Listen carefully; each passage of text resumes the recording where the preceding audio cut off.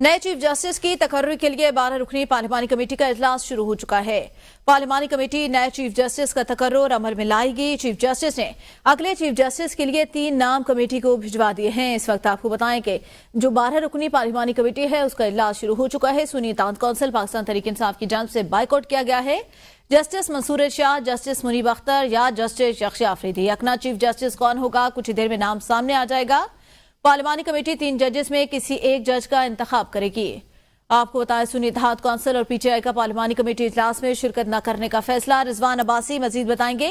रिजवान बताएगा, पार्लिमानी कमेटी का इजलास शुरू हो चुका है, कब तक फैसला कर लिया जाएगा, अगला चीफ जस्टिस कौन होगा?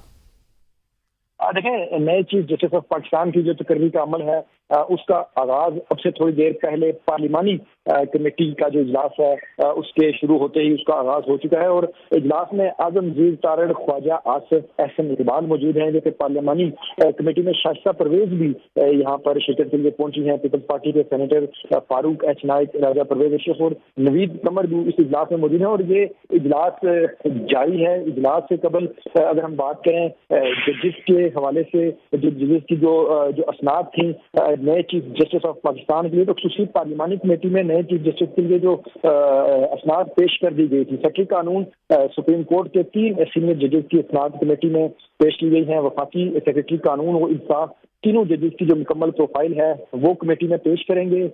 कमेटी जजेस की जो असनाद और प्रोफाइल की बुनियाद पर जो नए चीफ जस्टिस का जो नामजदगी है वो अमल में लाएगी। और दूसरी पार्लिमानी कमेटी ने सेक्रेटरी कानून से 3 सीनियर जजेस की जो इसनाद हैं वो भी मांगी थी। और अब से अभी जो इजलास इस वक्त जारी है पार्लिमानी कमेटी का उसमें ये तमाम असनाद भी पेश की जाएंगी और जो इस वक्त जो जितने भी मेंबरान हैं वो यहाँ पर इजलास में शिरकत करें। लेकिन यहाँ पर जो एक बात काबिल जिक्र है कि पाकिस्तान तहरीक-ए-इंसाफ के जो अरकान थे, जो इस मेंबर थे इस कमेटी के, उन्होंने इस इजलास में शिरकत नहीं की। अब से थोड़ी देर पहले जो पाकिस्तान तहरीक-ए-इंसाफ के जो अरकान है वो पार्लियामेंट हाउस पहुंचे थे, लेकिन कमेटी रूम में जहां पर ये पार्लिमानी कमेटी का इजलास जारी है तो वहां पर कोई भी पाकिस्तान तहरीक-ए-इंसाफ का सुन्नी इत्तेहाद कौंसिल का मेंबर नहीं पहुंचा।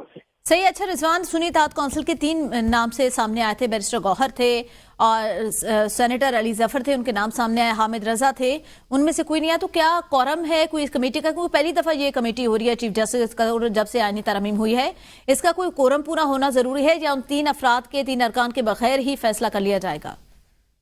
देखें, इस वक्त जो कमेटी का इजलास जारी है इसमें ऐसा लग रहा है कि अगर कोरम की बात होती है, कोरम को मद्देनजर रखा जाता तो वो कमेटी फौरन ही अपनी जो एडवाइस है, जो अपनी जो सिफारिशात हैं वो पेश करके तो इसको मुअत्तल कर देती है इस इजलास को। लेकिन ऐसा लग नहीं रहा क्योंकि कमेटी का इजलास इस वक्त काफी देर से जारी है। और ये जो 3 अरकान हैं इस कमेटी में, जिनमें बैरिस्टर गौहर अली हैं, अली जफर हैं और जो सुन्नी इत्तेहाद कौंसिल के साहबजादा हामिद रजा हैं, उनकी अदम शिरकत के बाइस कमेटी का इजलास जारी है। और सही, कमेटी का इजलास जारी है और आज ही नए चीफ जस्टिस का फैसला सामने आ जाएगा। बहुत शुक्रिया रिजवान अब्बासी।